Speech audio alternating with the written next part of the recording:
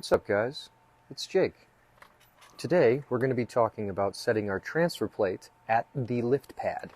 What we're looking for is our cans step down from the belt onto the transfer plate itself, then they step down onto the lift pad, and then off again onto the transfer plate. That is these two bolts here that come down through the top. They're actually holding everything in place.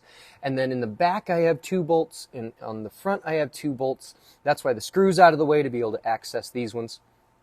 These underneath, whenever I go clockwise, obviously the bolts go down, and that allows the transfer plate to rest down. Whenever I go counterclockwise, it's going to lift the plate up.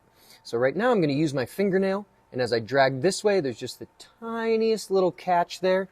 So I'm going to go counterclockwise on these front bolts to bring the plate up a little bit.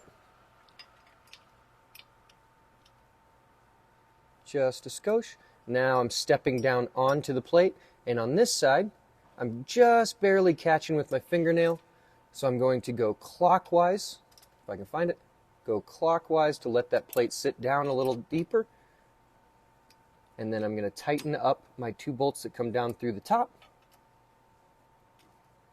And now I'm stepping down onto the lift pad and off of the lift pad.